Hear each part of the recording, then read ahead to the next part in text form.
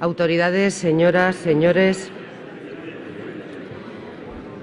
en nombre de Nueva Economía Forum les doy la bienvenida a la tribuna Andalucía del Fórum Europa, que organiza con la colaboración y el patrocinio del Grupo Santander. Hoy tenemos la satisfacción de acoger la intervención del vicepresidente y consejero de Administración Local y Relaciones Institucionales de la Junta de Andalucía, don Diego Valderas, quien será presentado por don José Manuel Mariscal, secretario general del PECA. La tribuna es suya.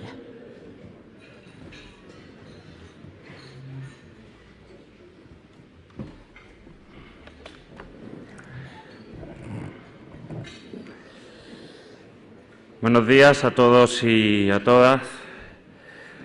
En primer lugar, quisiera agradecer que Diego me haya pedido que lo presente. Me da mucha alegría y para mí es un inmenso honor tener la oportunidad de dirigirme a ustedes para presentarlo. Y para decirles muy brevemente alguna reflexión, ya que el pueblo trabajador andaluz ha aprendido a lo largo de los siglos a destilar su dolor y lo ha hecho sin duda con canto, con risa, también con trabajo y con lucha. La pobreza, la miseria, la explotación, el robo de nuestros recursos, de su tierra, de su trabajo, han sido y siguen siendo parte indeleble de nuestra identidad y de nuestro ser. Hubo un tiempo de esperanza. Hace 35 años arrancaba la autonomía como nunca antes se había dado, un tiempo en el que el pueblo andaluz organizó su rabia y demandó codo a codo, hombres y mujeres. En aquel entonces se decía libertad, amnistía, estatuto de autonomía y hoy decimos, como hace 150 y 200 años también, y demandamos pan, techo y trabajo. Y demandamos también desde esta tribuna la necesidad de que Andalucía vuelva a ser, como entonces fue, un sujeto de construcción de un nuevo país, que en aquel entonces era España y que hoy sin duda necesitamos volver a construir desde una perspectiva de solidaridad y desde una perspectiva de construcción de la federalidad. El hilo rojo de la historia del pueblo andaluz está tejido con jornales de sol a sol, con la emigración, con luchas silenciosas, con cante dolorido, con ternura, con lágrimas, con silencio, con gritos. Y organizar la rabia ha sido y sigue siendo la manera de vivir de cientos de hombres y mujeres de nuestro pueblo que han alimentado con su esperanza la esperanza de todo un pueblo. Muchos de ellos y muchas de ellas proceden y se reconocen en la tradición militante y transformadora del Partido Comunista. Un partido como el que tengo el honor de ser el secretario general, el Partido Comunista de Andalucía, plagado de hombres y mujeres que han entregado, que entregan y que van a seguir entregando lo mejor de sí, de, como decía, de su experiencia histórica, también de sus lágrimas de rabia, de sus manos encallecidas, de su inteligencia, de su sonrisa, de su trabajo entregado al bien común, a la protesta, pero también a la propuesta. En una época como la que tenemos la suerte de vivir en nuestros días, ahora, de estar viviendo una época en la que el futuro parece otra vez, como hace 35 o 40 años, una página en blanco, una época en la que parece que para escribirla son necesarios e imprescindibles gabinetes de expertos sociólogos, comunicólogos, ilustrados académicos y profesionales del tacticismo. En esta época conviene poner en valor el trabajo y la entrega y la lucha de miles de hombres y mujeres que a diario han hecho de la política nobleza porque han luchado y luchan sin pedir a cambio no más que a nuestros vecinos vivan mejor, sin pedir a cambio no más que el reconocimiento de una digna existencia para el común. No hay, ni ha habido, ni habrá mejor escuela que la lucha y la militancia diaria, que la superación de la adversidad personal a través de la lucha que alimenta esa esperanza colectiva y que transforma mejor las vidas de la mayoría social trabajadora. Tenemos la suerte de pertenecer a un partido, el Partido Comunista de Andalucía, en el que se condensan luchas y experiencias. Se escuchan también lo que a veces llamamos batallitas, pero se organiza sobre todo la batalla. Esas batallitas es lo que somos, y cada una de ellas, sumadas y multiplicadas, conforman nuestro ser y también constituyen la tinta con la que queremos escribir esa página en blanco que hoy parece ser el futuro de nuestro país. Pesa nuestra mochila y pesa porque está llena de herramientas para transformar la realidad. Perdón por nuestros errores, hemos pedido quizá en demasía. Perdón por lo que somos, no vamos a pedir. Entre esos miles de hombres y mujeres que con su trabajo y su lucha diaria alimentan nuestro ser, está Diego Valderas Sosa. Me decía antes de ayer, tú no hables de mí, habla de política. Ya nos enseñó el feminismo que lo personal es político. Y en este caso, si has nacido pobre en una familia trabajadora, si te has quedado huérfano en 2 días, literalmente, con 16 años, si has tenido que emigrar en pleno 1969 a Cataluña y a Barcelona, y has tenido entonces que dormir durante 3 o 4 días en el metro, si has tenido que trabajar en lo que has podido encontrar y lo que has podido hallar para poder sacar tu vida hacia adelante, aprendes a sufrir y aprendes a llorar y aprendes a destilar el dolor. La política aparece justo cuando organizas tu rabia, cuando organizamos nuestra rabia junto a otros. Y el liderazgo aparece cuando, en vez de transmitir a los demás tu dolor personal, transmites esperanzas y buscas soluciones permanentemente y buscas alternativas. Hoy se habla de los relevos generacionales y sabéis muchos y muchas que hubo alcaldes en 1979 que, como Diego, y con 26 años se encontraron con la caja vacía y lo único que podían hacer era escuchar y trabajar codo con sus vecinos, y renovando una alcaldía durante 3 mayorías absolutas que da cuenta de esa capacidad de trabajo, de liderazgo y de escucha. Precisamente porque Diego sigue considerándose de los de abajo, porque sigue disfrutando de la compañía de sus amigos, del amor junto a Angélica, su mujer, la vida cotidiana de un hombre que es vecino de sus vecinos y es camarada, desde luego, de sus camaradas. De ahí procede uno de los rasgos fundamentales de Diego Valderas, que también tienen que ver con la camaradería, pero que sin duda es su generosidad. Su generosidad como dirigente y su generosidad como ser humano.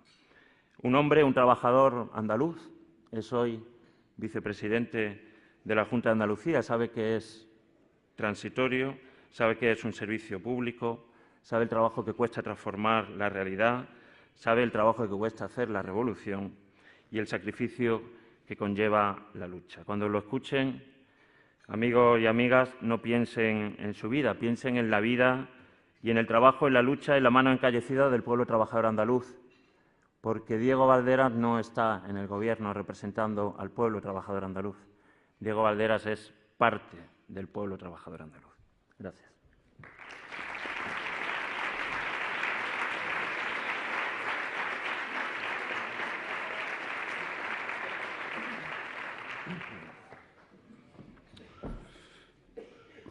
Buenos días, amigos y amigas. Permitidme, en primer lugar, saludar a quienes se encuentran hoy en esta sala para una reflexión, yo creo, importante a la que está llamada el pueblo andaluz. Saludar a mis compañeros, miembros del Consejo de Gobierno, al vicepresidente del Parlamento, a la representación de los distintos directivos de las administraciones públicas presentes, a todos los representantes de las organizaciones sindicales, políticas, sociales y especialmente a los amigos y amigas, es decir, de Andalucía. Yo agradezco mucho las palabras de Mariscal. Es fácil, quien conoce a Mariscal, saber que cuando hace una reflexión la hace siempre en profundidad, desde la responsabilidad que le honra y desde la amistad que les caracteriza con sus amigos. Se suele decir que en política no es fácil tener amigos. Yo posiblemente sea esa rara avis que tengo amigos. Y tengo amigos en la política no solo en mi formación política, sino en el resto de otras formaciones políticas con las que me diferencian algunos temas. Yo, querido José Manuel, querido Mariscal, yo te considero mi amigo. Lo sabes desde hace bastante tiempo. Es un camarada con el que compartimos desde hace más de 20 años, y digo 20 años, porque es una reflexión necesaria hoy, un proyecto común de sociedad. Nosotros somos de izquierdas, de esas izquierdas con condición de clase, que no vamos a renunciar a nuestra condición de clase. Esa condición de clase que defiende a la mayoría social y se identifica con la mayoría social. Esa condición de clase que nos une claramente a los de abajo, a los que más sienten hoy una crisis que le tienen en sus espaldas y que la agobia diariamente. Gracias por tu presentación, pero con tu presentación y tu amistad, el compromiso de seguir luchando, como lo hemos hecho hasta ahora, por cambiar y mejorar esta sociedad. Y, por lo tanto, comparto tus reflexiones, no podría ser de otra forma. También agradezco a Forum Europa, es decir, la oportunidad que me brinda de exponer mis puntos de vista sobre la situación actual y económica que atravesamos y sobre cuál debe ser la nueva hoja de ruta a seguir, y digo a partir de este momento en Andalucía, a partir que hemos aprobado los terceros presupuestos de esta legislatura, de este Gobierno que puso una muralla aquel 7 de mayo del año 2012 frente a etapas anteriores, y también con el presupuesto la aprobación de un hito importante, el ente de crédito andaluz, un ente público, es decir, que aspira a tener una condición de banca pública. Pero especialmente la hoja de ruta, a mi juicio, hoy tiene que ser el compromiso del desarrollo pleno del acuerdo de gobierno de nuestra comunidad autónoma, porque estoy convencido que si ese acuerdo de gobierno se desarrolla en plenitud, los ciudadanos y ciudadanas de Andalucía saldrán con mejores garantías ante la situación de crisis. Nadie duda que estamos ante la situación política y económica más compleja de los últimos 20 años. Y, por lo tanto, abordo mis reflexiones en los días más negros también de la credibilidad del país, de la credibilidad de la política y de las instituciones como consecuencia de la corrupción. Pero lo hago también con la convicción y el orgullo de llevar mucho tiempo desde Maastricht planteando que el modelo económico y el mundo que se construía era insostenible y brutalmente injusto. Por eso, nuevos mensajes que hemos venido diciendo en el discurso históricamente a uno no le producen más que satisfacción. Y lo hago con el pensamiento puesto en el nuevo modelo productivo, convencido de estar obligados a dar respuestas a cuestiones que nos acucian y nos apremian y no tienen espera, porque la sociedad no puede esperar más, y que son posibles construirlo, y que estamos intentándolo desde Andalucía. Cómo generar empleo y luchar contra la pobreza y la desigualdad. Cómo abordar la regeneración institucional y política, devolviendo el prestigio a la democracia y las instituciones.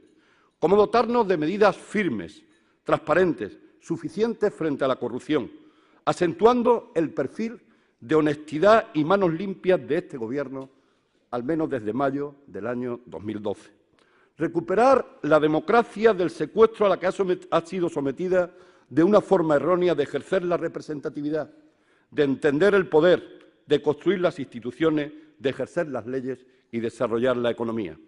Como decía días atrás mi coordinador general, crear una conciencia del nosotros en la comunidad autónoma de Andalucía, una conciencia del nosotros por encima del yo, porque el yo en solitario no va a ninguna parte.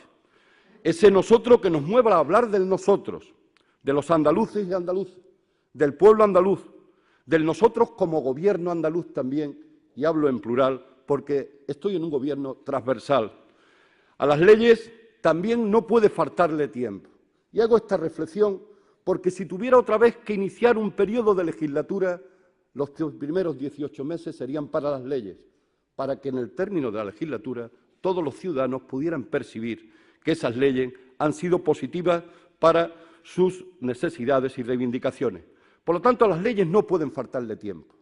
He comprobado que construir una ley es como tener el parto del elefante y necesitamos respuestas inmediatas a los desahucios en general que no pueden esperar más y acompasemos, por lo tanto, las respuestas legislativas a los tiempos ciudadanos. Al principio de la crisis, el mercado consiguió lo que parecía imposible, que los Estados pagaran las cuentas de sus desmanes cargándolas en las espaldas de los ciudadanos. Un acto claramente hoy de cinismo e irresponsabilidad sin precedentes que entre sus consecuencias fueran arrasados el trabajo digno, las pensiones públicas, la sociedad del bienestar, quiebras empresariales de pequeñas y medianas empresas, de cooperativas, deslocalizaciones, desempleo, pérdida de dignidad y futuro de la gente, gracias a unas leyes favorecedoras de los intereses de los poderosos, impulsadas desde el nivel estatal, dando lugar a lo que los ciudadanos desprecian. Lo que desprecian hoy no es la política, y se está demostrando. Lo que desprecia es que aquellos que, amparándose en ella, han construido un espacio de corrupción y de desigualdad que asquea a todos los presentes en esta sala. Se ha abierto una amplia zanja entre la forma de hacer política y la ciudadanía, entre el Gobierno central y nuestra comunidad autónoma, por un trato desigual y discriminatorio, por formas contrapuestas de entender la economía y de entender las respuestas sociales necesarias.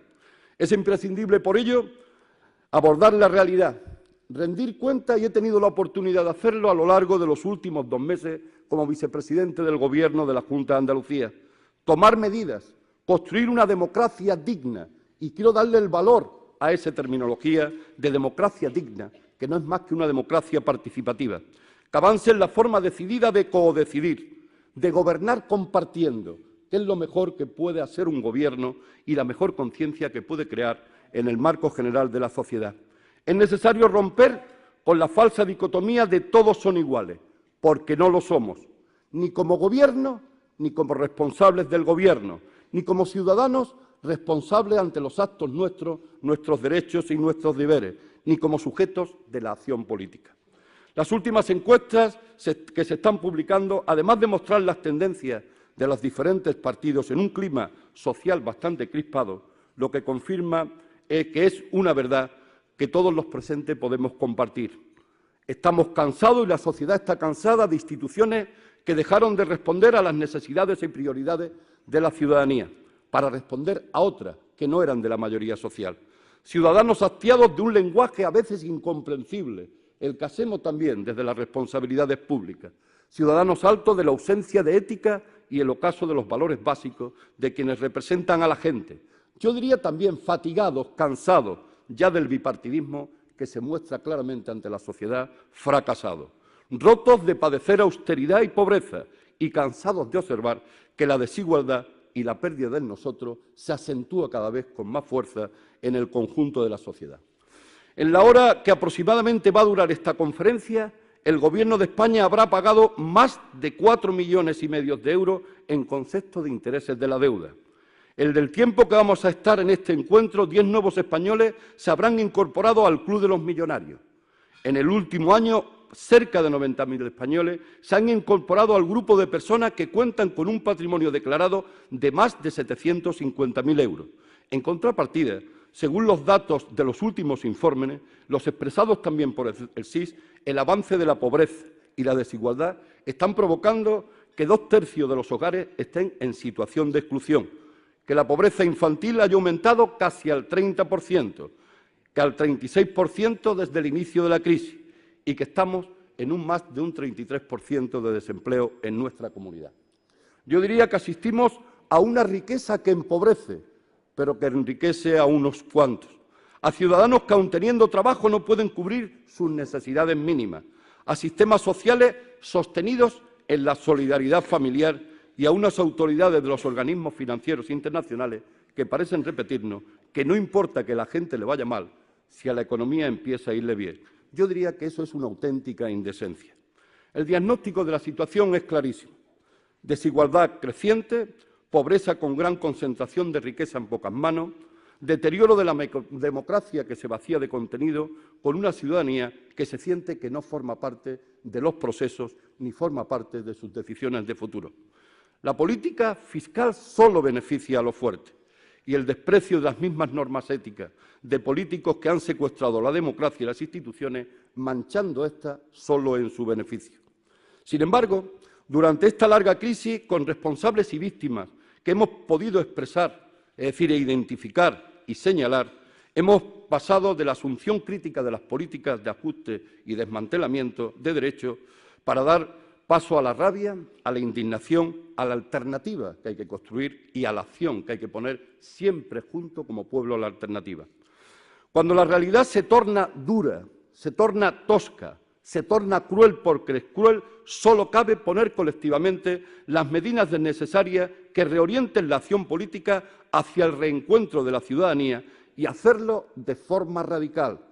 Y utilizo el término radical con fortaleza, porque la sociedad no nos permitiría que cogiéramos otro camino para el cambio que no fuera elementos de radicalidad que vayan a la raíz de los problemas y con ir a la raíz de los problemas a la solución más amplia de los mismos, a la raíz de los problemas para extirpar los problemas y poner soluciones.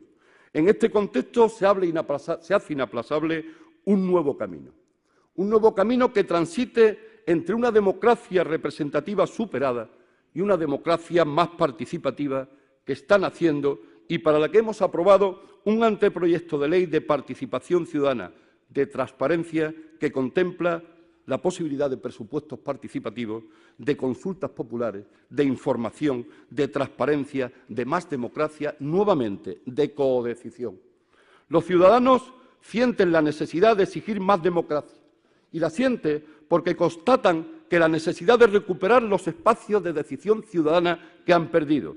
Y para que haya democracia ya no les basta con un reparto de papeletas para votar o de un turno de palabra para hablar, sino de reparto del poder. Se trata, repito nuevamente, de codecidir. Y la codecisión se hace de abajo arriba, en las plazas, en las calles, en la movilización social. Nos equivocaríamos si pensamos esta sociedad que solo sentados delante de un televisor podemos solucionar los problemas, porque hay una serie de tertulianos y de gente que discuten sobre nuestros problemas y nos hacen ser solo espectadores. No podemos ser espectadores. La neutralidad, la timidez, el miedo al cambio, pensando en las bondades de la transición, están llamados al fracaso. Y no deben ser, yo creo que no lo son, compañeros del Gobierno actual de la Junta de Andalucía. Las instituciones son de los ciudadanos, no de los poderes fácticos. Y si entendemos esta idea, que es básica en democracia, estaremos sentando las bases de un nuevo comienzo. El inicio de cambios institucionales y políticos de fondo que son necesarios, en la que la sociedad nos apremia y nos lo está diciendo día a día, en el marco de un nuevo proceso constitucional y democrático. Cada uno tenemos para ello una adjetivación, pero la necesidad de cambio de los temas constitucionales están claros, son de fondo y están también en la raíz de los problemas. Un nuevo modelo de país, se ha dicho por parte de mi secretario general y amigo, un nuevo modelo de país para la construcción de un nuevo modelo de Andalucía que juegue un papel aún más fuerte del que ya viene haciendo en el contexto de las políticas de Estado, porque Andalucía, en ese modelo de Estado nuevo, en ese modelo de Estado federal, es, como hace 40 años, una pieza fundamental, una pieza imprescindible. Frente a un modelo que se demuestra fracasado, debe ponerse en valor con ejemplaridad una política posible que no dañe al Estado social y proteja a quienes necesitan de los poderes públicos, porque los poderes públicos están para proteger a los débiles, no a los fuertes. Y ese ha sido un error cometido en los últimos tiempos, en los últimos años, en esos 20 años a los que me refería. Se ha gobernado para los poderosos, no se ha gobernado para el conjunto de la ciudadanía. Una política que desde Andalucía yo quiero reclamar aquí, desde Andalucía digo, con esfuerzo y no exenta de dificultades, venimos impulsando. Y en ese debate me gustaría encontrarme con el conjunto de los que puedan negar esta situación. En Andalucía nos hemos propuesto construir un nuevo proyecto andaluz, no exento de dificultades. Lo hacemos con modestia, pero también con valentía, pero con determinación. Un proyecto para la mayoría social, y ahí están las leyes, a las que algunas me referiré. Un proyecto en el que el pan, el techo, la escuela pública, la salud, la libertad, la democracia y, cómo no, la pelea por el empleo son elementos centrales y fundamentales. Yo acabo de explicar que la ciudadanía percibe a la democracia está secuestrada y me gustaría expresarle al pueblo andaluz una realidad que deriva de esto, una realidad que como vicepresidente vivo día a día, la realidad del acoso, y digo acoso, a nuestra autonomía, acoso a nuestros derechos, acoso a nuestras competencias, acoso desde un gobierno central que no comparte el modelo autonómico, acoso por leyes y presupuestos pensados para los poderosos, pero no pensados para la mayoría social. Nuestro estatuto está acosado, por lo tanto. Cada paso que damos en favor de la mayoría social, de los andaluces está paralizado por el Gobierno central, mediante el recurso de inconstitucionalidad. Lo hicieron con la Ley de Función Social de la Vivienda, lo hicieron con la restricción de las tasas de reposición en la función pública, lo hicieron con la subasta de medicamentos y puedo dar un largo etcétera de lo que hicieron. Y si a eso no se le llama acoso es porque queremos ponernos una venda en los ojos. A lo que hay que añadir que hay un maltrato financiero o la austeridad que impone Montoro es una verdadera espada de Damocles contra los intereses del conjunto de la ciudadanía andaluza. En estos momentos mi departamento vive esta triste realidad. Lo voy a poner como ejemplo. Mi consejería quiere, y el Gobierno, regular la moratoria eléctrica para que los más necesitados no sean privados del suministro. También la de agua. Quiere incluso legislar sobre esa materia. Queremos hacerlo como lo hizo Cataluña. Pero ¿qué ocurrió en lo de Cataluña?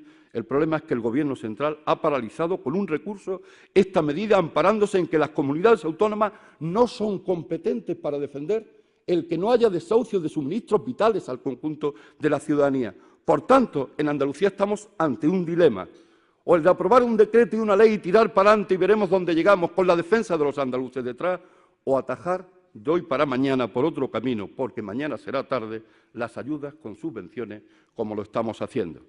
Esto es dramático, esto es un acoso a nuestro estatuto, es un verdadero drama que este Gobierno, porque yo me pregunto, ¿cuántos desahucios hubiéramos evitado si hubiese estado en vigor la Ley de Función Social de la Vivienda? ¿Cuántos? Todos. ¿Cómo hubiésemos mejorado la educación, la sanidad, los servicios sociales, la efectividad de la Administración, que necesita cada día ser más efectiva, más eficiente? Pues con 9.000 funcionarios más hubiéramos hecho una mejora de esos elementos centrales de la política en Andalucía. ¿Cuánto dinero hubiéramos ahorrado con la subasta de medicamentos y a dónde lo hubiéramos dedicado en un tiempo incluso que nos quitan 426 millones de euros en un trato discriminatorio a nuestra comunidad? ¿Cuánto hubiésemos mejorado la economía si la modificación del artículo 135 de la Constitución y los presupuestos no fueran injustos con nuestra Andalucía? Ante esto, yo creo que hay una clara necesidad de liberar nuestra autonomía. Necesitamos en España una nueva mayoría ciudadana, claramente una mayoría de izquierdas, que desplace al PP y a sus políticas y que nos permita desarrollar otras políticas y el cumplimiento del Estatuto. Porque la política es optar, la política es mojarse en harina, y mientras en el ámbito de la izquierda, de los representantes de la mayoría, nos vamos excluyendo unos a otros con nuestras declaraciones y con adjetivaciones como esa de todos sois castas o todos sois populismo, el PP puede continuar en el poder. Yo no voy a caer, ni creo que mi fuerza política vaya a caer en esa trampa, ni debe caer el Gobierno de la Junta de Andalucía, ni los actores principales del Gobierno de la Junta de Andalucía, de los que pretenden cuartear la trampa, de los que pretenden, y lo digo, cuartear a la izquierda. Y por ello yo sí apuesto por una mayoría social nueva, una mayoría social de política de cambio, donde cabemos todos los que queremos liberar a nuestra democracia y ponerla al servicio del 80% de los españoles y de las españolas, de los andaluces y de las andaluzas. Para ese aspecto es imprescindible que desde Andalucía hagamos algunas cuestiones. Entro en alguna materia. Yo creo que hay que realizar una defensa cerrada de la democracia y de la autonomía, promover una participación mayor de la ciudadanía de alta intensidad democrática, donde la ciudadanía articulada, activa, decida en todos los niveles y en todas las cuestiones que les afecten. Una forma de gobierno cercana y permeable, como queremos abrir paso, de rendición de cuentas permanente. Porque la rendición de cuentas permanente es el mejor instrumento para controlar cualquier aspecto de corrupción y para que efectivamente la responsabilidad pública se identifique con el comportamiento ético. Más medidas contra la corrupción, situando un nuevo compromiso ético entre política y ciudadanía. Y por eso habrá que decir que atender a lo que en el Congreso y otras fuerzas políticas exige sobre esta materia y el Partido Popular lo niega. Un gran acuerdo andaluz contra la pobreza y la desigualdad. Eso significa reparto de la riqueza que se crea. Si no, no se puede hacer de otra manera. La cuestión es si hay capacidad, impulso, valentía, liderazgo para hacer esa cuestión. Un nuevo plan estratégico andaluz, 2015-2020. En ese aspecto, yo creo que la Ley de la Función Social de la Vivienda, la defensa de los consumidores ante los productos hipotecarios, la contratación, la ley de transparencia, la ley de participación ciudadana, la ley de lucha contra el fraude, la ley del ente público de crédito andaluz, la ley de modificación de la Cámara de Cuentas, la ley integral de agricultura, la Carta de Derechos de Ciudadanía, la ley de fiscalidad ecológica, caminan en esa dirección. Pero también soy consciente que serán insuficientes si no se reforma la arquitectura constitucional del Estado, el modelo de financiación y el modelo económico. Debemos evitar, por lo tanto, que la ciudadanía siga por más tiempo en manos del mercado y que las instituciones públicas sirvan al mercado antes que al pueblo. Por ello, debemos poner en valor lo expresado en nuestro Estatuto por los artículos 156 y 157, que yo no me extenderé, pero recomiendo que se lea, porque si hay que cumplir la letra negra sobre blanca del Estatuto, hoy por hoy esos son dos artículos tremendamente importantes. Dos artículos importantes para acabar con las desigualdades, fortalecer a la mayoría, recuperar el trabajo digno, recuperar la democracia, recuperar la planificación económica como un elemento central. El título de mi intervención es Construyendo una democracia digna, y eso se da la mano con una economía digna y con una economía social. Apela al papel de los poderes públicos y del conjunto de la ciudadanía organizada en un tiempo en que debemos volver a afirmar que la democracia es tal si el poder está repartido y que necesitamos de un nuevo orden político, económico, social e institucional. La democracia tiene que dejar de estar secuestrada por los mercados y tiene que ser participada. Yo diría nuevamente, empieza el tiempo de la codecisión. O si no, no entenderé lo que está ocurriendo en el movimiento general de pensamiento, de conciencia, de opción y de prioridades que la ciudadanía está marcando. Afirmaba Adam Smith que a las naciones se las somete por la deuda o por la espada. La asunción por parte del Gobierno español de modificar el artículo 135 de la Constitución, dar prioridad absoluta al pago de la deuda, solo ha generado que hoy España tenga obligaciones con los mercados, más aún de las que tenía, deba aún más, pero al mismo tiempo haya más parados y haya más pobres en el conjunto de nuestro país. Los presupuestos generales del Estado, en lugar de diseñar una herramienta que evite que la pobreza aumente o que la población vulnerable cuente con una protección básica del Estado, ha ido en el camino contrario, en el camino que efectivamente les abandona una fiscalía que no es racional o una política fiscal no racional y yo diría una lucha total frente a lo que debería hacer el fraude. Andalucía se sitúa en los presupuestos generales del Estado con una financiación por habitante muy por debajo de la media. No entro más en eso porque creo que cuantos estamos aquí conocemos perfectamente ese tema. Pero sí quiero decir que hemos perdido desde 2012 hasta ahora más de 3.450 millones de financiación. Y si este pueblo no se levanta ante esa realidad, como quiera levantarse, es que efectivamente estará dejando al Gobierno de esta comunidad autónoma a su suerte y el Gobierno estará permitiendo quedar a su suerte. Por eso yo soy de los que piensan que las importancias de un 4 de diciembre o de un 28 de febrero siguen estando presentes en un momento en que la sociedad empieza nuevamente a despertar y a moverse. A pesar de esta imposición, el Gobierno andaluz va a mantener su compromiso. Lo decía el otro día la consejera de Hacienda aquí presente. No es exento de dificultad, no es exento de sufrimiento, no es exento de tener que situar un presupuesto que hubiera estado con 1.000 millones más en otra respuesta de la que ha tenido que estar. Pero a pesar de eso marcamos la diferencia y yo tengo que defender la diferencia que se marca, la diferencia de educación, la diferencia de salud, la diferencia de políticas sociales, la diferencia en dependencia, la diferencia en inversión, la diferencia en más hacia los ayuntamientos en un momento que lo necesitan. Por eso, la acción del Ejecutivo andaluz pasa por cuestiones que son conocidas y no me detendré mucho. Apoyar la economía real y dinamizar el tejido productivo. Yo eso le suelo llamar que la mejor economía que se apoya es la que tiene las raíces en el territorio y por mucho viento que venga le pasa como al junco. Puede ir a un lado y a otro, pero queda ahí en el territorio. Y esa es la economía que efectivamente representa la economía social ampliada que vengo en los últimos meses planteando y defendiendo, con más I más D más I, con situar los sectores estratégicos importantes de nuestra comunidad y con poner en marcha algo que es necesario desde el punto de vista constructivo, desde el punto de vista financiero. O el Banco Central Europeo facilita los elementos necesarios para prestar el apoyo a nuestras entidades económicas importantes que mantienen al tejido productivo y al tejido social, o tendremos que hacerlo nosotros. tendremos que hacerlo el Gobierno con todas las dificultades. Construir un ente de crédito público, como queramos llamarlo, banca pública, no es un elemento fácil. ¿Quién dice que es fácil?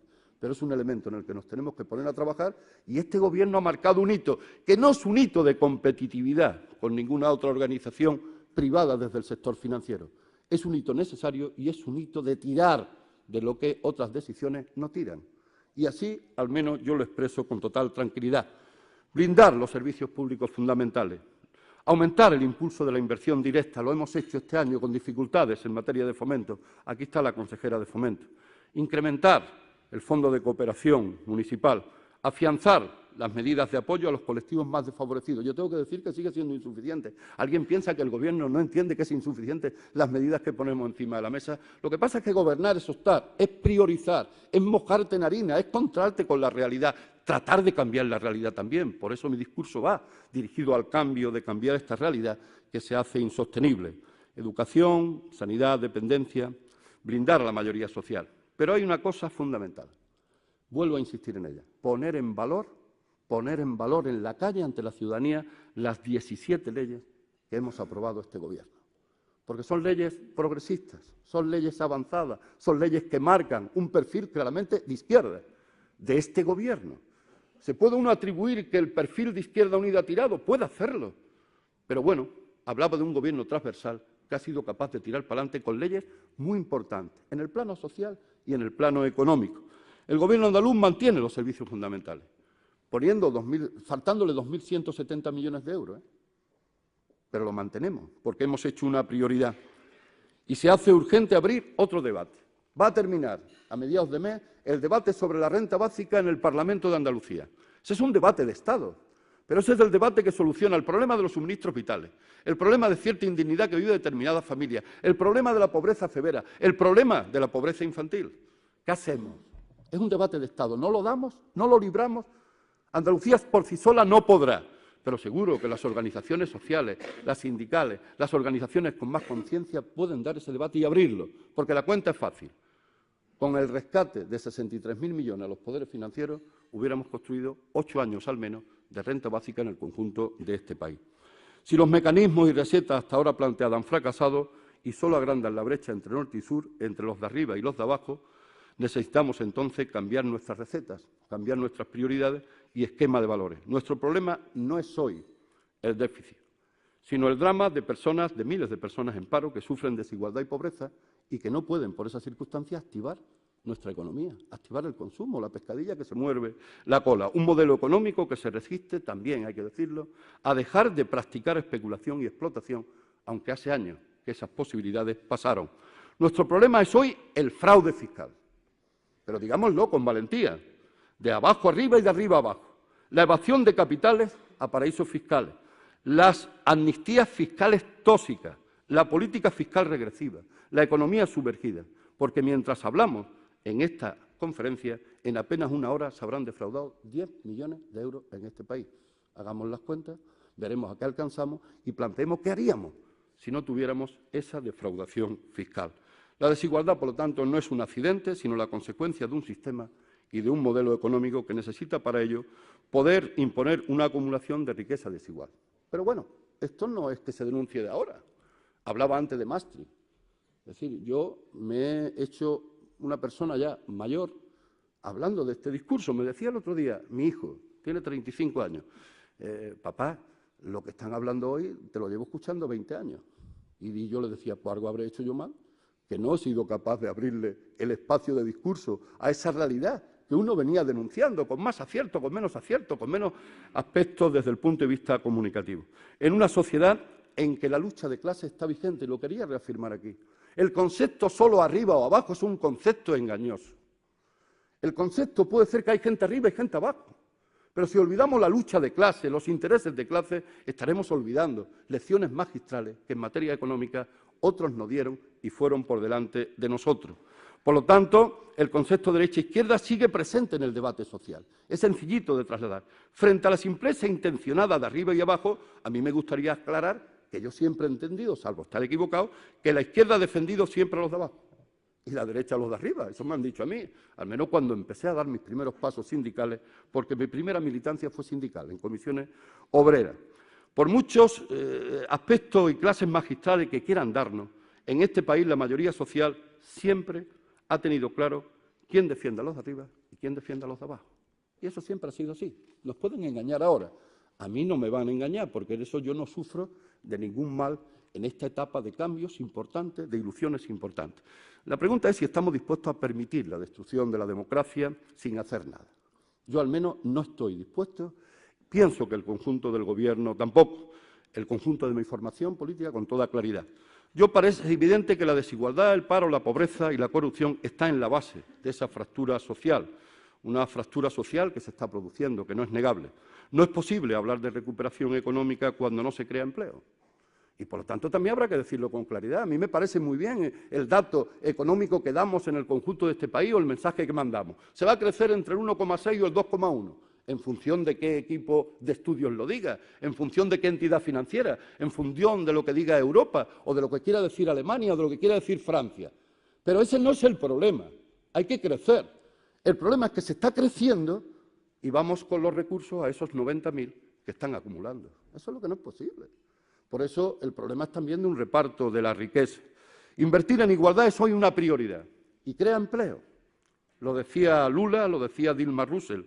La experiencia demuestra que cuando la austeridad es exagerada se derrota a sí mismo. Pero la experiencia demuestra que pusieron un plan pobreza cero que están consiguiendo en Brasil, que no era un plan pobreza cero, ese era el título. Era un plan económico de reactivación de toda la economía de un país que han logrado en 15 años de forma magistral, incorporando pobres al sentido de una vida más digna. ¿Y qué pasa aquí? Que no lo hacemos. ¿Tan egoístas somos, me pregunto yo, como ciudadano andaluz y como miembro de este Gobierno? La Administración andaluza asume la obligación de integrar la transparencia, la participación de forma transversal en sus políticas públicas. Vamos los primeros en ese tema, que nadie lo dude, actuando en favor de un modelo abierto de información a los ciudadanos, del control de las acciones del poder público.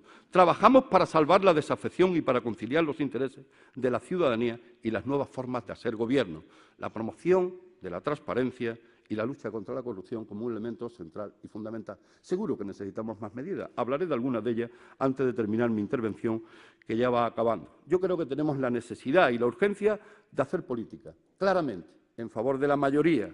Sin embargo, hasta el momento, el desarrollo legislativo del Gobierno de la Nación ha ido en otra dirección. Y el nuestro, tengo que reconocerlo, y en ello habrá alguna culpa de esta vicepresidencia, va más lento de lo que debe de ir. Cambiemos los procesos. No se pueden cambiar los procesos, es decir, vamos a activar todo el elemento económico para que los elementos administrativos de cualquier creación desde el punto de vista empresarial no sufran tanto tiempo. Yo creo que también, con los canales de participación necesarios, hay que activar eso. Porque si no, no puede ser que tengamos leyes en este Gobierno que al final pueda pasar la legislatura y no vean la luz. Sería, es decir, eso yo diría imperdonable. Sería imperdonable. Por eso, para que haya igualdad de derechos, tiene que haber igualdad de poder. Ese es el fundamento de las nuevas sociedades democráticas. El primer requisito es establecer leyes que sirvan objetivamente a la mayoría social y garanticen sus derechos políticos. Yo creo que el anteproyecto, humildemente lo digo, un anteproyecto transversal, si yo me quisiera poner esa medalla me equivocaría. Ha sido el proyecto, yo diría, más debatido. Ha habido otros, pero del conjunto de esta legislatura, el Gobierno, el más debatido, el proyecto de participación ciudadana. ¿Cómo pasar de democracia representativa a participativa? El más debatido. No hemos sido capaces de venderlo al conjunto de la ciudadanía. Además, estoy sorprendido. En la rendición de cuentas, yo creía que ese era un elemento esencial, central, y no veo que haya un movimiento que diga la democracia más democracia que se pedía, este Gobierno la está situando. Vamos a conseguirla, porque es un elemento central. Consultas populares, de 16 años arriba la participación, información, transparencia, presupuestos participativos, ayuntamientos, diputaciones, en la medida que es posible. Eso significa dotar a la ciudadanía de conocimiento de por dónde entra el dinero, por dónde sale el dinero, cómo se gasta el dinero, a quién va el dinero, cómo se controla el dinero. Si no es así, no lo podremos hacer. Pues muy bien, ahí está. Yo ya puedo decir que me siento muy satisfecho, en nombre de lo que represento en el Gobierno, de que esa ley la haya aprobado el Gobierno. Pero también, por encima de todo, está el reparto. Eso me lo enseñaron hace tiempo. Sigo siendo marxista, nadie lo podrá dudar.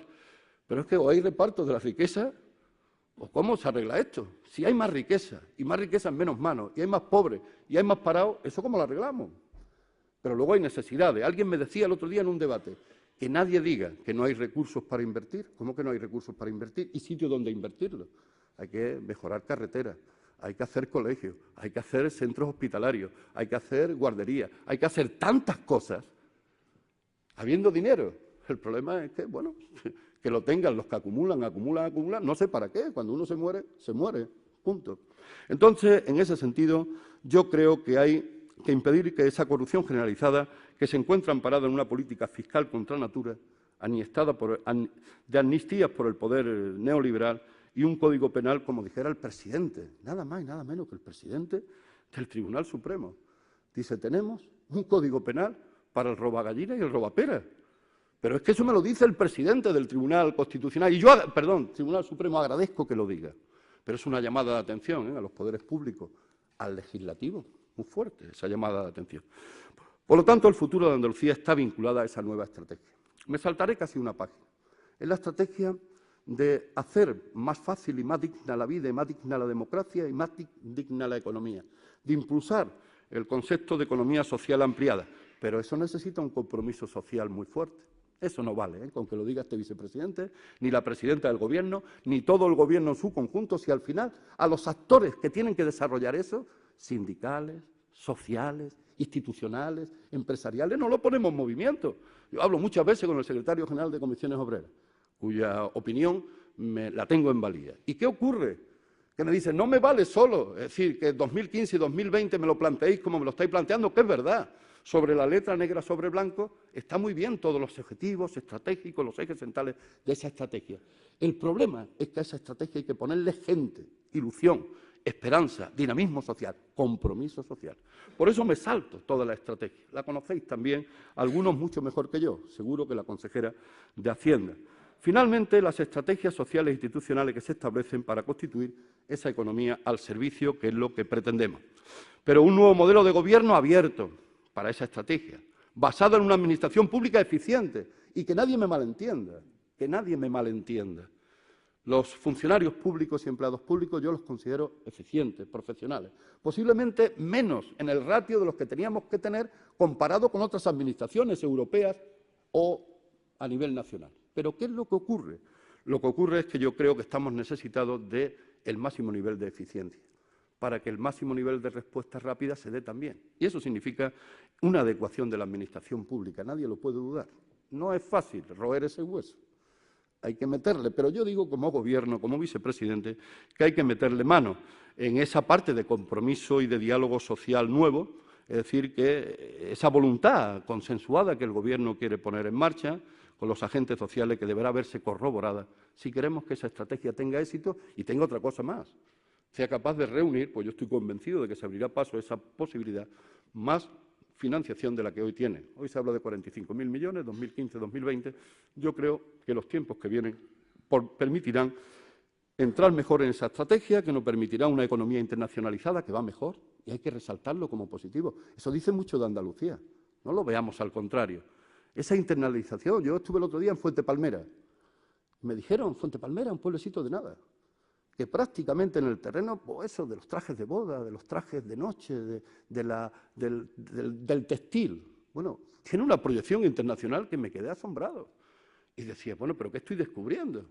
Llevo aquí tiempo y no he llegado. Bueno, pues algo nos falta también, que hay que llegar a más sitios. Porque el otro día lo hice en otro pueblo, La Rampla, y me dice, no, es que estoy mandando mi cerámica al exterior. Bueno, pues son temas importantes a los que hay que poner foco y luz. Reeditar ese nuevo compromiso con Andalucía, con el respaldo de la mayoría para que eso sea un éxito. Claro, un plan ligado a pobreza cero. Para mí, ligar pobreza cero, para que me entendáis, es empleo. No es otra cosa, ¿eh? Lo que pasa es que cuando se dice pobreza cero como objetivo, que es muy loable, utópico, es que estamos hablando de un tiempo en que se habla de utopías. Y yo he sido siempre un utópico, desde que empecé mi carrera pública. Es decir, y es claro que cuántas veces me han dado un mensaje y un discurso que ahora, como me dice mi hijo, papá, ¿en qué fallaste? Que tú me decías lo mismo y me enseñaste lo mismo, pero cobra menos cuerpo, es decir, que lo que cobraba cuando discutíamos de qué Europa queríamos construir. Y finalizo, perdonadme un poquito la extensión, la corrupción es nuestra preocupación fundamental. Corruptos y corruptores tienen que estar expulsados del sistema. En ese aspecto yo creo que este Gobierno viene trabajando desde el 7 de mayo, digo, con bastante más acierto que cosas que se dejan atrás. Y por eso hay una cuestión para mí. ¿Qué falta? Pues yo lo digo. La ley de la Cámara de Cuentas es un compromiso. Yo activo a las fuerzas políticas para que la activen. Las leyes de altos cargos y ética e incompatibilidades que necesitan todo el conjunto de la Administración, empezando por este que os habla. La ley del defensor del pueblo, porque no podemos tener una institución que defienda al pueblo y luego cuando el pueblo quiere sentir la defensa se me queda que no le llega la camisa al cuello. La modificación del Código Penal, que no es nuestra, pero que hay que impulsarla, y la transparencia total de los altos cargos públicos. Yo veía el otro día en Dinamarca, decía, no, aquí es que la corrupción es difícil que llegue a determinadas zonas de choriceo. Dice, porque hay una conciencia social ética tan fuerte desde la educación que no lo permitiría. Puede haber un elemento pequeño que separa. Y me decía, porque bueno, aquí cualquier cargo público tiene su tarjeta, incluso privada, a su disposición de la ciudadanía. Vamos a hacerlo. Sí, hemos sido los primeros en poner la declaración de la renta, los primeros en poner el Gobierno desnudo por arriba y por abajo, el Gobierno con menores salarios de todo el conjunto del Estado, y ni siquiera eso nos permite decir que tenemos un comportamiento ético. Hay que dar un paso más, venga. Yo no tengo ningún problema con que a mí cualquier ciudadano pueda entrar en una página web. ¿Por qué? Porque yo vivo como cualquier trabajador de mi salario. Y como dice el abogado laboralista Héctor Maraval, que conocéis quién era su hermano, es un hombre sindicalista, la corrupción es una agresión a toda la ciudadanía, un pésimo mensaje hacia el exterior. Junto a muchos políticos honestos, eficaces, laboriosos, había muchos que pensaron que esto era para su negocio personal. También es injusto decir que la corrupción es el resultado exclusivo de la actuación de una parte de la clase política. Y aquí me paro. ¿Quién defiende a los honestos en política en este momento? En un momento en que la sociedad necesita referentes. Yo quiero salir hoy en defensa de los honestos, porque aquí todas las caras que veo, es decir, me resultan honestas y comparto con mucho el codo con codo. Por ello, yo creo que se hace necesario resaltar la honestidad de miles de cargos públicos, delegados sindicales, personas que construyen solidaridad frente a los chorizos que han formado una casta de ladrones. Pero cuidado, seamos serios en política. Si hay una casta de ladrones, señalemos a la casta de ladrones, no a la gente de raza honesta. A mí en mi pueblo me decía algunas veces, este hombre es de casta buena.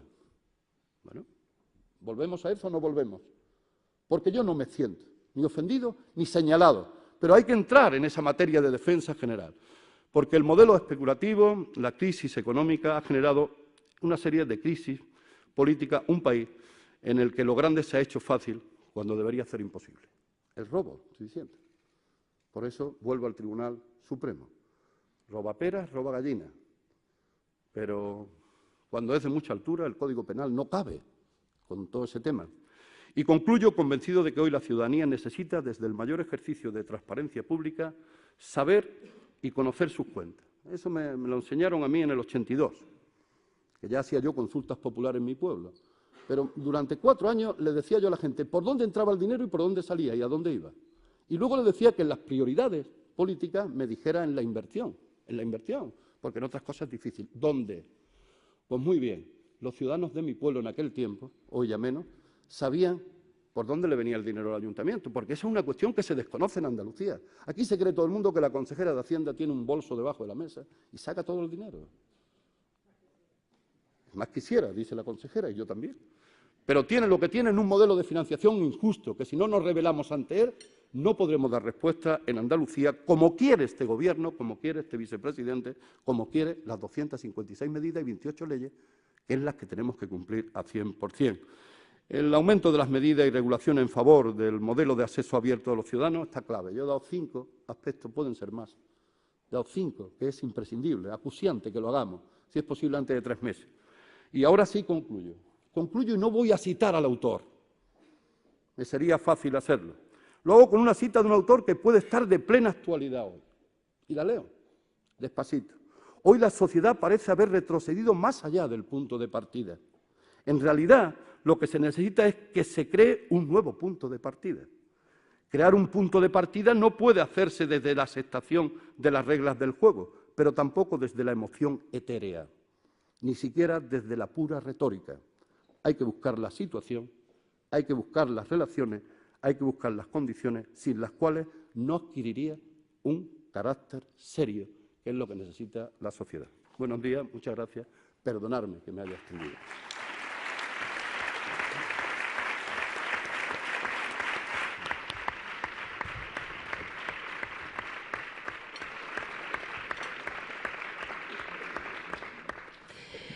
Consejero, yo reconozco que nos llevamos conociendo muchísimos años y da igual el tiempo que pase, le sigo viendo con la misma ilusión. Está ilusionado y además habla desde el corazón. ¿Me puede decir el secreto? Bueno, puedo decir aquello que me enseñaron hace tiempo. La juventud no es un concepto de edad. La juventud es un concepto de pensamiento, es un estado social del ser humano. Bueno, yo tengo ese estado permanente no porque tenga el pelo negro. Es decir, de encontrarme en juventud. No me lo pinto, digo para quien quiera saberlo. Es difícil gobernar, porque estar en la oposición, mantener un discurso en la oposición, un discurso de crítica, de análisis, etcétera, es una cosa, pero a la hora de gobernar estamos ante un escenario completamente distinto y diferente, y lo que se mantenía en un lado es difícil mantenerlo en otro cuando se gobierna. ¿No se le está resultando a Izquierda Unida muy difícil gobernar? ¿No? Cuando se gobierna en solitario es difícil gobernar. Cuando se gobierna entendiendo a esa máxima que este Gobierno quiere impulsar y que, al menos el pensamiento que yo represento, pone en marcha, eso que me decían en Conil, hay que gobernar obedeciendo. Entonces se hace más fácil, porque somos más a la hora de gobernar. Yo creo que eso es lo que tenemos que construir. Situado esa primera, yo estoy convencido que priorizar en la acción política de un Gobierno no es fácil. Siempre he dicho que Andalucía es el segundo gran Gobierno de este país, pero es más gran Gobierno que más de 15 o 14 países del contexto europeo. Es que esto es un Gobierno de mucho territorio, de muchos pueblos, de mucha sociedad, y tú ahí tienes que saber priorizar. Yo estoy convencido que hoy estamos priorizando bien y por eso hay una mayoría social que sigue viendo al Gobierno como un elemento de esperanza y de ilusión. Ahora, eso no quiere decir que no haya elementos que han tenido que entrar detrás en las prioridades, mientras efectivamente no haya una posibilidad de cambio, sobre todo fiscal y financiero, para nuestra comunidad autónoma. Ahora, desde lo personal, quien se educó en la acción de Gobierno sabe lo que es mojarse en harina y repartir. Y yo me eduqué en la acción de Gobierno. Yo vengo de manos de un impulso de mi partido, el Partido Comunista, en el año 78 y 79, y me pusieron, como ha dicho Mariscal, a gobernar con 26 años. Entonces yo estoy mojado en lo que sé la solvencia de gobernar y las dificultades. En política le he oído repetir varias veces la palabra casta. Una palabra, por cierto, que sabe usted que tiene, bueno, que ha capitalizado otra formación política que es Podemos. ¿Esto es una estrategia? No. Es curiosidad, le pregunto por curiosidad. No, yo no me siento identificado con ese tema que mis compañeros y amigos, muchos de ellos de Podemos, ha puesto en marcha. Yo creo que ha querido sintetizar, pero a veces las simplificaciones son odiosas porque exageran el espectro, a un grupo de chorizos, a un grupo de corruptos que tienen que estar expulsados de la vida pública, porque si no la vida pública no ganaría el prestigio suficiente. Pero dicho eso, he querido hacer una reflexión de la importancia de miles y miles de delegados sindicales que siguen defendiendo los derechos de los trabajadores, de miles y miles de concejales. Yo los conozco, que no cobran absolutamente nada. Es decir, de miles y miles de personas que están en la vida pública y que tienen y merecen todo mi respeto. Por eso yo odio la simplificación, o de miles y miles de empresarios pequeños y medianos, autónomos, economía social, grandes empresarios, que también tienen una respuesta, es decir, a veces más social o más comprometida con la sociedad que otros. Es decir, yo lo que odio a los empresarios que nos deslocalizan y se van con sus recursos a otro lado después de haber cogido todo el dinero que le ha dado nuestra comunidad o todo el dinero que le ha dado este país. Eso es lo que yo odio. Pero en ese tema yo creo que hay que no simplificar, hay que situar. Estos son casta porque son unos chorizos. Pero de ahí a exagerar ese tema, a mí me parece que no es bueno, ni siquiera para el debate social y el debate político, que hay que hacerlo con profundidad porque los cambios nos esperan y necesitan un debate fuerte, un debate de compromiso profundo. Lo decía Mariscal, yo viví ese debate en la época de la transición, era más difícil que ahora, y lo viví. Y salimos victoriosos ese debate, la mayoría social. Y lo hicimos con mucho respeto, con búsqueda de acuerdos, con unos elementos a veces de consenso. Yo no santifico el consenso, creo que a veces es malo, fijaros lo que os digo. pero sí santificó las posibilidades de un gran compromiso, como he dicho en mi intervención, social que necesita Andalucía y necesita España. Vamos a hablar de política un poquito más tarde, vamos a hablar un poquito ahora de gestión y también de lo que acontece, por ejemplo, en el Parlamento. Pregunta uno de los asistentes hoy cuál es su opinión sobre la iniciativa legislativa popular presentada en el Parlamento andaluz el pasado martes por la plataforma Compromiso Social de Andalucía. ¿Ayudará, pregunta, a paliar la situación de pobreza de Andalucía? Indiscutiblemente, iniciativas como esas son saludables, bienvenidas y, al menos, de esta vicepresidencia recibe no solo los respetos, sino el compromiso de analizarla con la suficiente profundidad para ver los caminos. A partir de ahí, he dicho en mi intervención que habrá unas conclusiones de algo que tiene compromiso este Gobierno. Este compromiso tiene compromiso fuerte. Tiene que haber una respuesta sobre qué hacemos en materia de renta básica, que creo que es a lo que nos estamos refiriendo. A partir del compromiso del Parlamento, impulsado por las fuerzas políticas que sostienen al Gobierno, tendremos también una fotografía del alcance de la renta básica que queremos situar. Y tenemos una realidad. Sabe quienes han propuesto la iniciativa, sabemos quienes estamos en el Gobierno, saben otras organizaciones que ese es un debate de Estado. Y a mí me parece que la virtud que tiene la iniciativa es que pone en movimiento ese debate de Estado. Y luego le pedirá que desde comunidad autónoma como Andalucía haya una cierta respuesta, posiblemente mayor de la que ya estamos dando, casi con toda seguridad. Pero es consciente quienes han promovido la iniciativa, es consciente esta vicepresidencia, es consciente el Gobierno que estamos ante un debate de Estado. Pero el debate de Estado no se puede secuestrar ni apartar, cometeríamos un error enorme. Porque cuando el Estado ha considerado, cuando digo el Estado, quienes han gobernado este Estado hasta ahora, que había que entrar al rescate de los poderes financieros, se ha hecho, y se ha hecho a marcha y martillo. Yo creo que ahora hay que hacer también a marcha y martillo las políticas necesarias para poner en valor que nadie esté en una situación de indignidad por carencia de lo elemental, la alimentación, el techo, el suministro vital. Y eso tenemos que hacerlo, conseguirlo. Precisamente sobre el suministro vital, tirar hacia adelante, ha señalado. ¿Hasta dónde? ¿Y hasta qué, digamos, límite? Si es que hubiera un límite en esa ley de mínimos vitales de agua y luz. En primer lugar, el Gobierno andaluz ha respondido. Y yo quiero felicitar esa respuesta. Ha planteado este año 7,5 millones de euros para atender suministros vitales que van a los ayuntamientos y se atiende especialmente el de energía para complementarlo con lo que hacen ya muchos ayuntamientos en materia de agua. Sigue para el 2015. El problema es que yo entiendo que en este debate o hay renta básica o mientras haya renta básica tendrá que haber una ley que impida el desahucio de algo tan vital como el agua y la energía. Y yo digo, bueno, ¿y por qué ese debate no se puede producir?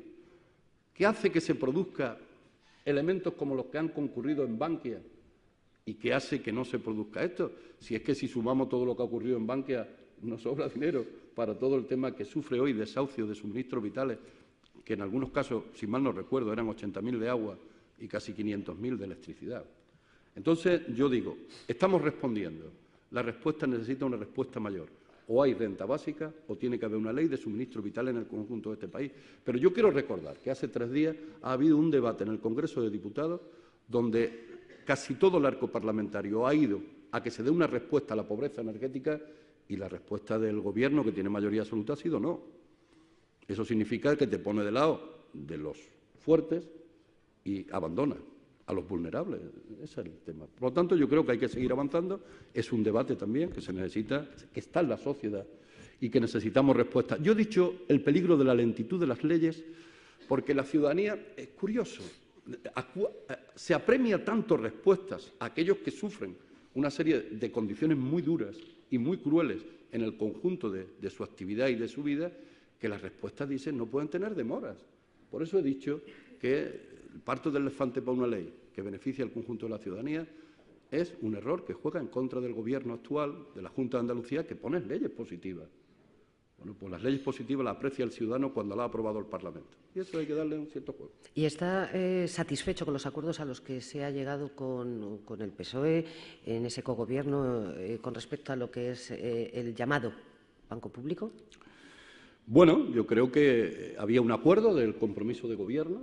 Ese acuerdo de compromiso de Gobierno, quiero decirle a todos cuantos están aquí y a los que nos puedan oír a partir de aquí, que está cumplido. Y está cumplido yendo incluso más allá del acuerdo. Ente de crédito público en Andalucía con derecho y capacidad de ficha bancaria, pero automáticamente hay que decir que esa cuestión de ficha bancaria la tendrá que conceder en su momento, cuando el proyecto esté terminado, el Gobierno de España. No es la consejera de Hacienda la que puede decir, aquí tiene usted la ficha bancaria, ojalá.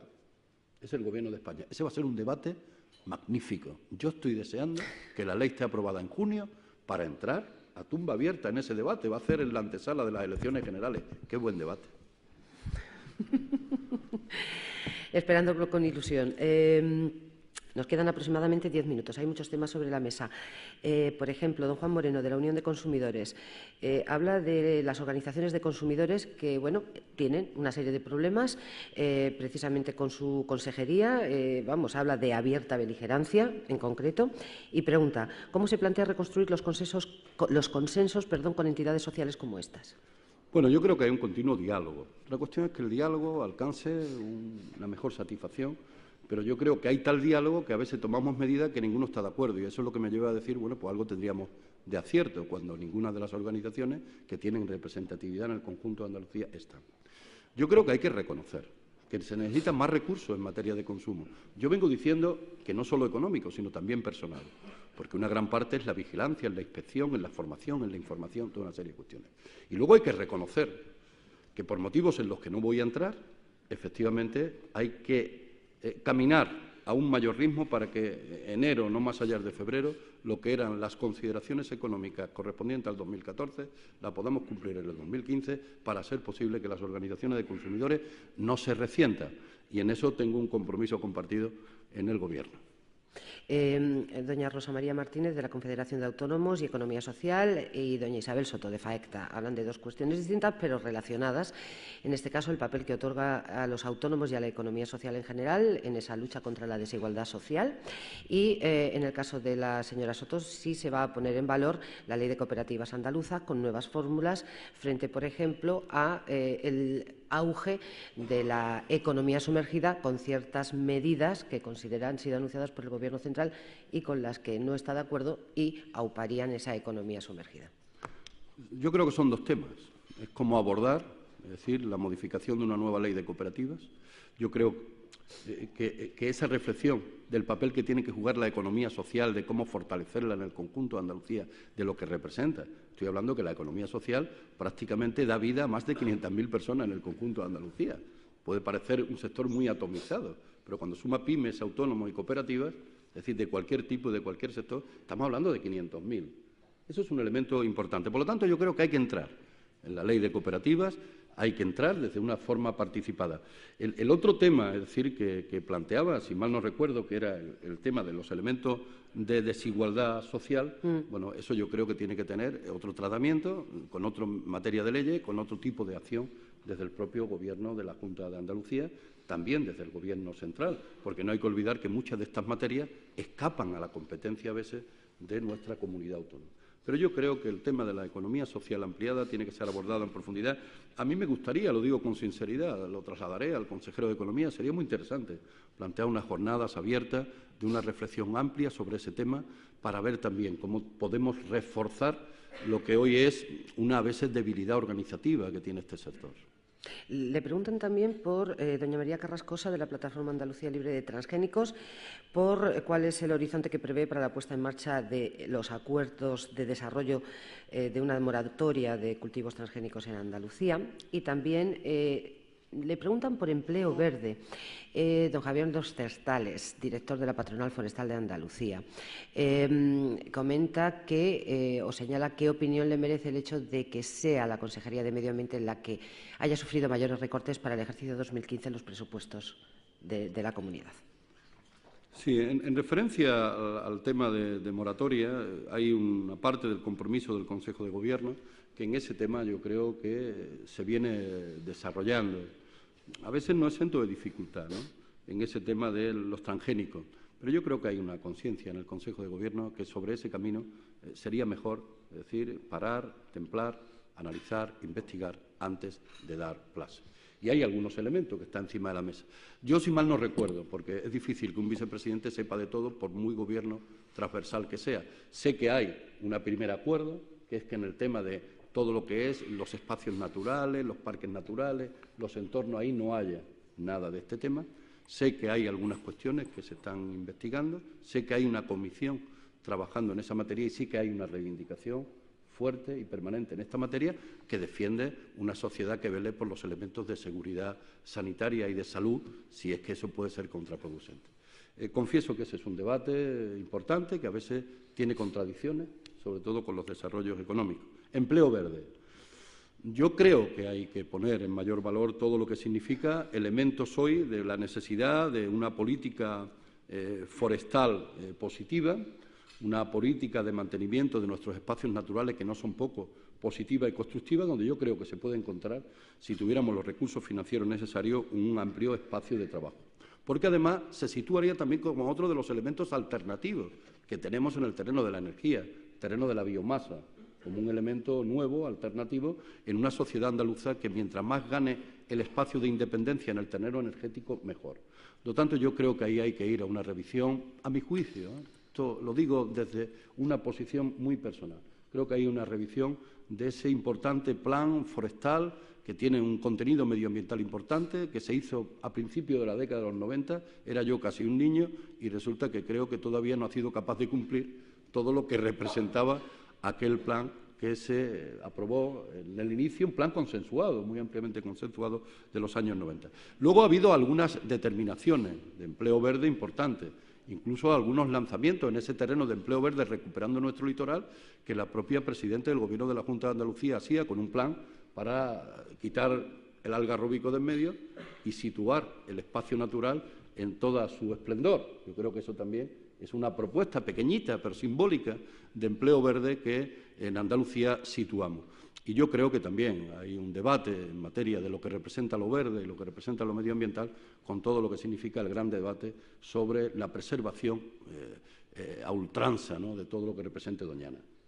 Dos cuestiones, y tienen que ser en 2 minutos, porque tenemos 3 luego para hablar de política. O sea, imagínese usted. Don José Joaquín García, del Foro Montecorto, pregunta cuáles serían los pilares básicos del nuevo modelo productivo, qué papel debería jugar la industria andaluza en este nuevo modelo productivo.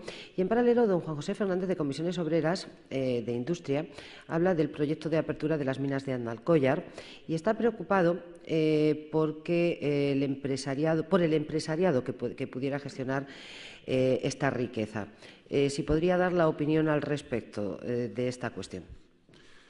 Sí, he hablado de un nuevo compromiso social, que es un nuevo compromiso económico.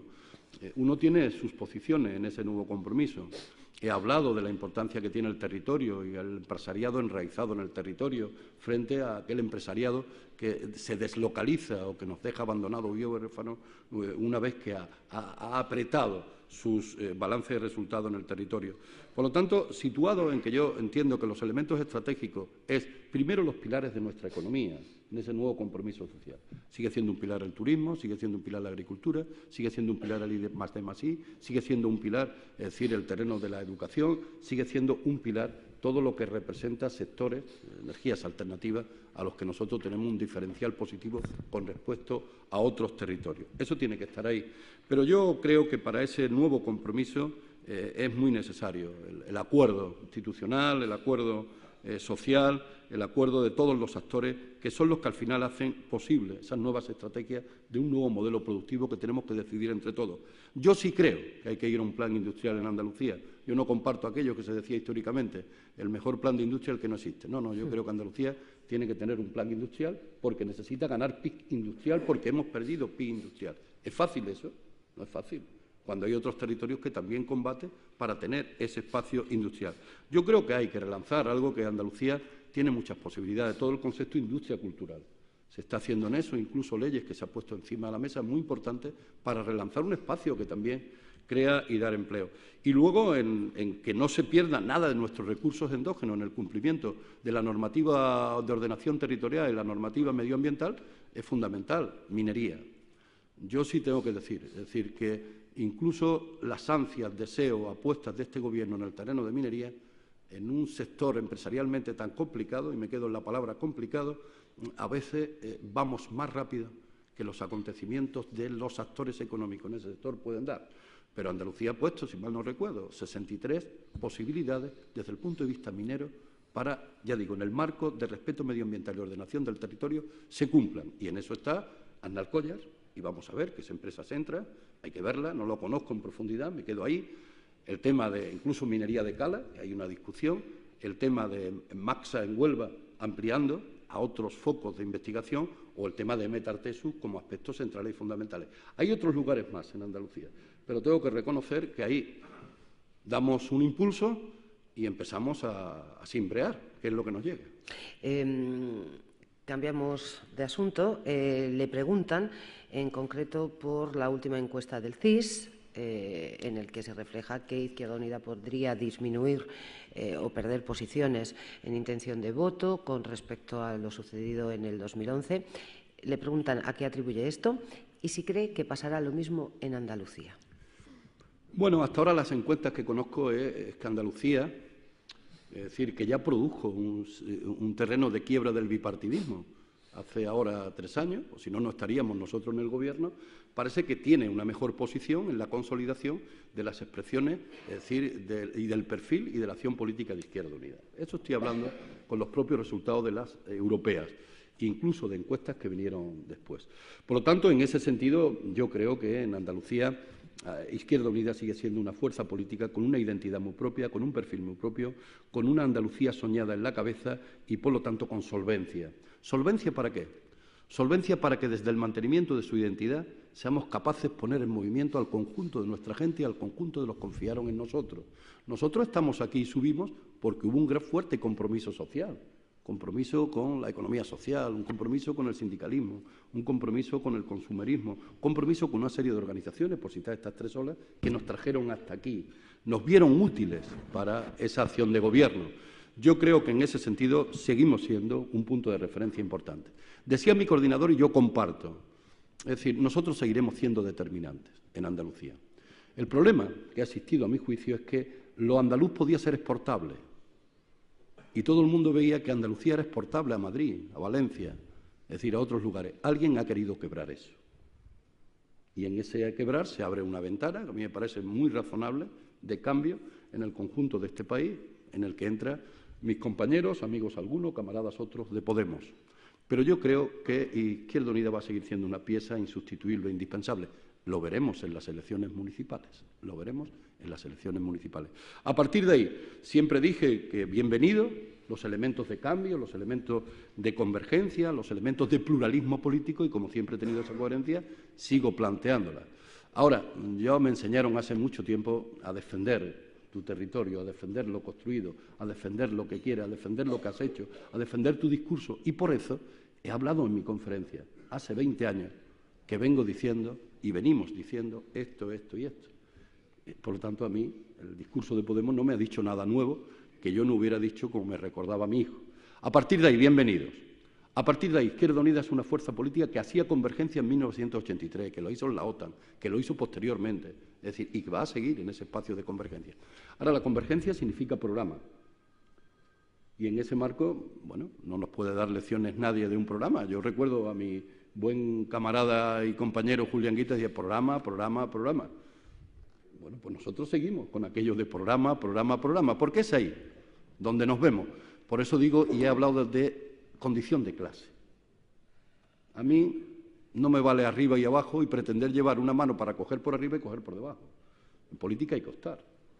Nosotros estamos donde está mayoría social, posición de clase, de izquierdas. Yo cuando veo algunas formulaciones de compañeros que estuvieron hasta ayer conmigo, digo, bueno, parece que quieren quedarse solo en el espacio socialdemócrata. Nosotros vamos más allá del espacio socialdemócrata. También le preguntan cómo se puede gobernar con el PSOE, coquetear con Podemos. En fin, ¿esto es compatible? ¿Se puede hacer? Aunque se dice que en política casi todo es... La matemática parlamentaria hace milagros. Por lo tanto, en ese sentido, yo creo que lo que se diga hoy para poder pescar y poder crecer está bien. Es decir, el otro día leía yo a alguien que decía estamos en una estrategia electoral de guerra. Eso está bien. Pero yo estoy convencido que al día siguiente uno tiene que optar. Nosotros dijimos en una opción, ayer me lo recordaba mi amigo José Antonio Castro, al que aprecio y él lo sabe, una barbaridad. Decía, nosotros tuvimos que tener una posición, era doble la posición, y por lo tanto yo simplemente sin ánimo de corregir, era doble. era parar la ola azul en Despeñaperro, cambiar el rosa desteñido de San Telmo. Y hasta ahora yo creo que ambas cuestiones las hemos hecho. Paramos al PP en Despeñaperro y han cambiado muchas cosas en Andalucía. El que no quiera reconocer que en Andalucía, después del 7 de mayo, hubo otro nuevo tiempo político, y curiosamente, en ese nuevo tiempo político fuimos tan firmes este Gobierno y el anterior con respecto a la corrupción, que hay gente que ya no están en el Gobierno anterior. Y con eso, en el Gobierno actual, y estaban en el anterior. Con eso digo que tomamos un camino implacable ante determinadas cuestiones, sobre todo implacables ante la corrupción, que yo considero que todavía necesita más firmeza y más medida. Lo considero, pero hemos caminado. Por eso, pues me siento, bueno, pues gobernando con gente que al menos tenemos manos limpias, y si no las tuviéramos, yo no estaría, lo digo con toda sinceridad. Igual que si yo fuera una china en el zapato o un hombre con errores, tampoco aceptaría que nadie estuviera a mi lado aguantándome a mí. Un minuto nada más. El señor Sánchez Gordillo, tenemos que hablar de él. Reunión de la Comisión del Estatuto del Parlamentario. El pasado día 12, han dado un plazo hasta el próximo día 12, porque no se manifiesta. ¿Se ha declarado el señor Sánchez Gordillo insumiso? No, yo creo que se declara como siempre, Juan Manuel, visualizable, que es diferente a insumiso. Visualizable. ¿Y por qué lo digo? Lo digo porque yo fui uno de los que defendió el tema de las incompatibilidades y, curiosamente, me tuve que abstener en esa ley porque no llegamos a más. Yo no entendía que las incompatibilidades las hiciéramos solo aquí, que las compartía, pero que al mismo tiempo esas incompatibilidades no me fueran al Congreso, o que no fuera más, porque yo entendía claramente y porque lo había vivido, lo expresé en el debate como un elemento de sentimiento que yo había vivido negativamente. Es decir, una persona, un cargo. Y un cargo público, un salario. Y en ese sentido sigo manteniéndome. En este aspecto, la ley de incompatibilidades, el Tribunal Constitucional la han sancionado. Si la ha sancionado, hay que cumplirla. Y si hay que cumplirla, Sánchez Gordillo tiene el derecho a decidir cómo hacerlo. En ese aspecto, establece que es incompatible diputado y alcalde. Tiene que optar en esa materia, pero no es incompatible diputado y concejal. Por lo tanto, es lo que dice la ley, y yo estoy convencido que en cualquiera de las variables Juan Manuel Sánchez Gordillo, le gustara más esa ley o no la votó, es decir, cumplirá con ella.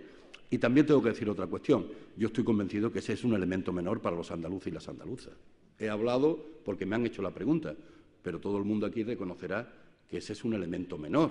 El elemento mayor es el paro, el desempleo, la educación, la salud y tantas otras cosas. Si Juan Manuel decide estar en el Parlamento o no, no está. Yo, si tuviera que darle un consejo, bueno, como le aprecio tanto y sé de sus valores políticos, lo quiero a mi lado en el Parlamento. Muchísimas gracias. Sinceramente, espero y deseo que siga con la misma ilusión con la que lleva todos estos años y la que le veo que tiene en estos momentos, que hace falta mucha ilusión también en política, como no podía ser menos. Don Alberto Delgado, director territorial del Banco Santander, será quien clausure este acto. Bueno, buenos días. Como patrocinadores y como banco, por eso, debo ser breve y eficaz, por lo que solamente les pido 3 minutos, ¿no? Primero, agradecer a Diego Valderas, vicepresidente y consejero de Administración Local y Relaciones Institucionales de la Junta de Andalucía, por compartir con nosotros tu privilegiada y apasionada visión de la política económica andaluza. Igualmente a José Manuel Mariscal, secretario general del Partido Comunista de Andalucía y senador. Y gracias también a Nueva Economía Forum, en la persona de Mar Arteaga, por brindar a Banco Santander la posibilidad de sumarnos a Tribuna Andalucía, promocionando el debate, el diálogo e intercambio de ideas en nuestra región que consideramos tan necesario. Y repito, gracias a todos ustedes por su asistencia. Yo hoy solamente quiero transmitirles un mensaje de confianza, la confianza que tenemos desde el Santander en la recuperación económica, en las pymes y en la sociedad andaluza. De nuestro fallecido presidente Botín nos han quedado muchas cosas, entre otras la confianza en los proyectos, en las ideas y en las personas de nuestro país, además de la austeridad. Hoy estamos muy ilusionados con el futuro porque tenemos un gran banco. Hemos trabajado mucho en los duros años pasados, durante la crisis, que hemos podido superar por nuestros propios medios. Y contamos con una nueva presidenta que tiene una demostrada capacidad para liderarlo, así como un amplio conocimiento y compromiso con Andalucía, como demostró en la visita que nos hizo el pasado día 26 de septiembre, apenas 10 días después de su nombramiento, en jornada de trabajo que compartimos con pequeños empresarios andaluces, con el equipo y con la presidenta y consejera de Hacienda de la Junta de Andalucía. Como digo, confiamos en que tras una larga etapa de crisis económica, la economía andaluza comienza a mostrar signos de recuperación, fruto del importante esfuerzo que está realizando la Junta de Andalucía y el conjunto de administraciones por impulsar el crecimiento y, sobre todo, gracias al esfuerzo de las pymes y de todas las andaluzas y andaluces. Son muchos los indicadores que lo ponen de manifiesto: el crecimiento del PIB que hemos tenido en el primer y segundo trimestre y el esperado en el tercero. Somos la tercera comunidad autónoma en volúmenes de exportaciones y la que más crece de entre las grandes. Hay una mejora muy significativa de la inversión exterior. Las cifras de consumo interno están creciendo en los últimos meses y todo esto, además, con el exigente y cumpliendo el objetivo exigente de déficit que tenemos marcados en la comunidad. Evidentemente, nos queda a todos mucho por hacer en el tema del empleo, pero claramente Andalucía, España han dejado de ser el centro de la crisis económica y ahora parece que las amenazas vienen de fuera, vienen de economías con la ralentización alemana o el parón que existe en Italia y Francia. A pesar de eso, confiamos en que vamos a mantener esa senda de crecimiento en los próximos años. Y solamente un minuto, pensamos que Banco Santander está jugando un papel importante en este estímulo y mantenemos nuestro compromiso de contribuir decididamente al crecimiento de la economía andaluza y del empleo. Hemos conseguido ya desde el mes de julio de 2013, es decir, son ya 16 meses consecutivos, de aumentar todos los meses nuestra facturación de inversión en base a programas de impulso del crédito, con una tasa de crecimiento del 10% en el conjunto del segundo semestre del año pasado, que se ha elevado ya al 40% en el periodo enero-septiembre. En los tres últimos meses hay más entidades que se están incorporando a este impulso del crédito. Bienvenidas sean. En Banco Santander llevamos ya más de un año en Andalucía, como digo, creciendo en facturación de créditos. Esto responde a una nueva estrategia para impulsar el crédito y apoyo al tejido empresarial, nuestro ambicioso programa Santander Advance, que presentamos el pasado mes de marzo a la Junta de Andalucía y al conjunto de la sociedad. Con esta iniciativa pusimos a disposición de las pymes andaluzas más de 4.400 millones de crédito para este año 2014 y les ofrecimos además una serie de herramientas de apoyo no financieras destinadas a facilitarles su desarrollo, que engloban formación online y presencial, que ya han recibido más de 1.500 pymes andaluzas, empleo en Andalucía con 1.000 becas de las experiencias profesionales de empleo que están en un punto ya cercano a consumirse. Estamos ya con 600 contratos firmados en estos meses de septiembre y octubre e igualmente 743 becas Santander Universidades que hemos sacado el pasado día 15 de octubre y estas, en cambio, están todavía casi todas disponibles. Por tanto, son 1.743 becas nuevas en este año, ¿no? Igualmente, a las pymes andaluzas en el tema de conectividad con santanderadvance.com y en el tema de internacionalización con nuestro proyecto o nuestro programa de comercio exterior, acompañando a las pymes andaluzas a las iniciativas que están teniendo para exportar. En este punto de 2014, transmitirles que queremos hacer mucho más. La buena noticia es que los 4.400 millones iniciales están a ritmo de superarse y esperamos cerrar el año con una cifra superior a los 5.000 millones de crédito a las pymes andaluzas. Queremos poner, por tanto, a su disposición más apoyo, más servicios y más crédito y terminar agradeciéndoles a todos por confiar en Banco Santander como socio en vuestros proyectos, por vuestro compromiso y apuesta de futuro. Por tanto, muchas gracias a todos y reitero, gracias por su presencia.